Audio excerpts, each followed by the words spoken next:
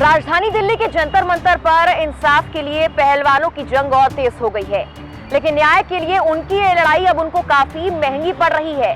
वो इस लिहाज से कि प्रदर्शन के 5 दिनों के अंदर ही पहलवानों ने 6 लाख से ज्यादा खर्च कर दिए हैं और अब तो इस प्रदर्शन को 10 दिन होने वाले हैं, यानी कि लाजमी है कि ये राशि और बढ़ गई होगी। आखिर इन पहलवानों के लिए कौन इतना खर्चा उठा रहा है? आखिर इस प्रदर्शन को कौन आर्थिक मदद दे रहा है? चलिए आपको बताते हैं। नमस्कार, मैं हूं आपके साथ मेघना सचदेवा। आप देख रहे हैं लोकमत हिंदी। ब्रजभूषण शरण सिंह के खिलाफ पहलवानों का धरना तेज हो गया है। इस धरने के लिए पहलवानों ने चद्दर, गद्दे, पानी, खाने का सामान, एक छोटा जनरेटर और स्पीकर, इन तमाम चीजों का इंतजाम किया और इसी में पहलवानों ने 6 लाख रुपए खर्च कर दिए। इस प्रदर्शन का चेहरा बने साक्षी मलिक, विनेश फोगाट और बजरंग पूनिया के परिवार इस प्रदर्शन का खर्चा उठा रहे हैं। अभी तक पहलवानों की जानकारी के मुताबिक उन्होंने किसी से भी इस प्रदर्शन के लिए आर्थिक मदद नहीं ली है। राजनीतिक दल पहलवानों को समर्थन देने तो पहुंच रहे हैं, लेकिन किसी से भी कोई आर्थिक सहायता अब तक नहीं ली गई।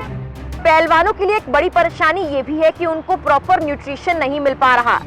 जिस तरह के खाने की जरूरत पहलवानों को होती है, वो ना मिल पाने के चलते आने वाली प्रतियोगिताओं में उन्हें दिक्कत का सामना भी करना पड़ सकता है।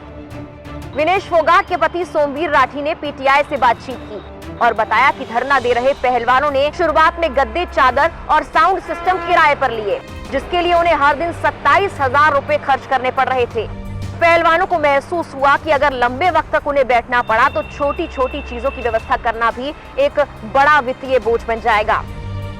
फोगाट के पति सोमवीर राठी ने पीटीआई से कहा कि हमने गद्दे खरीदने का फैसला किया। मैंने अपने गांव खरकौदा से 50,000 रुपए देकर 80 गद्दे खरीदे। हमसे प्रतिदिन गद्दे के लिए 12,000 रुपए किराया लिया जा रहा था और ये बहुत बड़ी रकम है। सोमवीर राठी ने यह भी बताया कि साउंड सिस्टम तक के लिए प्रतिदिन 12,000 रुपए तक का किराया लिया जा रहा था और ये पहलवानों के लिए काफी महंगा था। ऐसे में वो चांदनी चौक पहुंचे और वहां जाकर 7,000 रुपए का एक छोटा साउंड सिस्टम खरीद कर लाए। उन्होंने ये भी बताया कि चांदनी चौक पर जिस दुकानदार से उन्होंने खरीदारी की, वो जानता था कि पहलवान कौन है और इस धरने प्रदर्शन का मकसद क्या है, इसीलिए बिना मुनाफा कमाए दुकानदार ने उन्हें छोटा साउंड सिस्टम 60,000 रुपए में दे दिया। सोमवीर ने आगे ये भी कहा कि जरूरत पड़ी तो हम कूलर भी खरीदेंगे। जाहिर सी बात है कि गर्मी बहुत है, ऐसे में इन चीजों की जरूरत भी आने वाले वक्त में पड़ेगी। लेकिन सोमवीर ने ये बताया कि हम 2 लाख रुपए नकद लाए थे, लेकिन 5 दिन के अंदर ही 6 लाख से ज्यादा खर्च हो गए हैं। सोमवीर के मुताबिक सभी पहलवानों ने आपस में अपना अपना काम बांट लिया है। कुछ कोच ये सुनिश्चित कर रहे हैं कि अच्छा खाना तैयार किया जाए, युवा पहलवान विरोध स्थल पर भोजन पहुंचा रहे हैं, कुछ लोग ये देख रहे हैं कि पानी की आपूर्ति निर्बाध हो और किसी को सफाई का ध्यान रखने की जिम्मेदारी सौंपी गई है। यहाँ तक कि सुरक्षा कर्मी भी इन पहलवानों की जमकर मदद कर रहे हैं।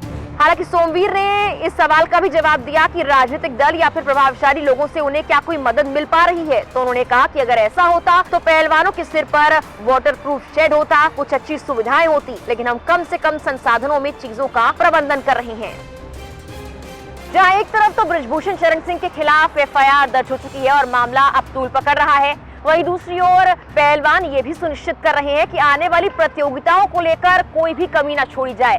सुबह पहलवान उठ जाते हैं और अपनी कसरत भी शुरू कर देते हैं। अपने दिन भर के रूटीन के लिए जो तैयारियां उनको करनी है वो भी वो करने की कोशिश कर रहे हैं। हालांकि ऐसे में सवाल ये है कि आने वाली प्रतियोगिताओं के लिए क्या पहलवान अपने आप को तैयार कर पाएंगे और इस धरने को उसी तेजी के साथ चला पाएंगे, ये देखने वाली बात है।